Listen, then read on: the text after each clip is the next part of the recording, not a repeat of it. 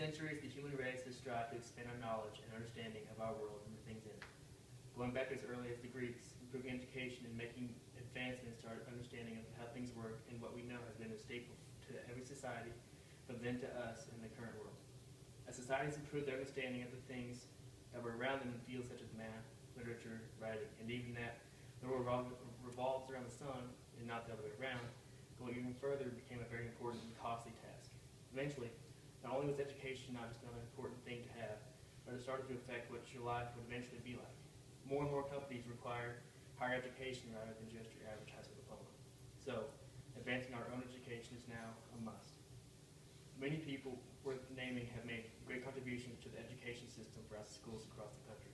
One such person that many people overlook is Laura Bush.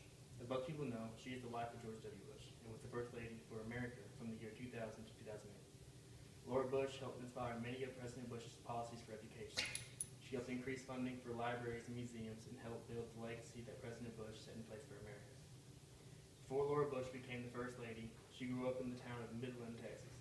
She was born November 4th, 1946, and she was the only child. She attended Robert E. Lee High School from 1961 to 1964 and went on to attend the Southern Methodist University, where she received her bachelor's in elementary education.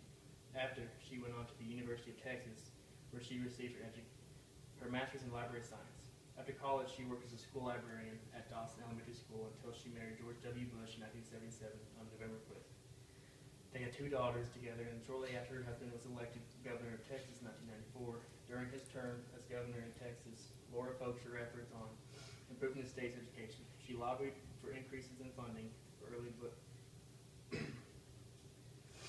reading literacy and early child development. She also began an annual textbook festival that raised large amounts of money for buying books from the state's public library system. George Bush became president in 2000, making Laura the First Lady of America with his new role. She was able to focus her efforts not only to improve one state's education levels, but the country as a whole. Her earliest work was directly after the terrorist attacks on September 11, 2001. Less than 9 months after becoming the First Lady, she began to deliver congressional testimony to the Senate Education Committee in the weeks that followed the attacks to help teach techniques to adults that could help children cope with the attacks. Shortly after, on January 23, 2002, she began to lobby for higher teacher salaries and better training for head state programs and daycare workers. She also introduced a national book fair in Washington, D.C. based on the one she had introduced in Texas. The book festival did so well that even the First Lady in Russia, Ludmila Putin, was inspired to hold one in her nation. Laura was an avid supporter for the No Child Left Behind Act that funded better training for teachers, recruitment for new teachers, and raised teacher pay. She also promoted 3 other policies, such as the New Teacher Project, which draws from different professional backgrounds, the Troops to Teachers, which seeks people in or leaving the military, and the Transition to Teaching, which seeks for college graduation. The amount of funding raised for the advancement of education is not recorded to date.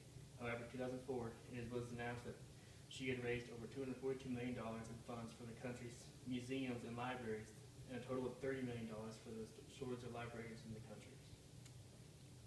As far as education is concerned, Laura Bush and her accomplishments are definitely worth mentioning. Though there are many other people that have made just much of an impact as her, she still stands out to me. Throughout all of what she had done, from humble beginnings as a school librarian all the way to becoming First Lady of the United States, she always held true to what she truly believed in.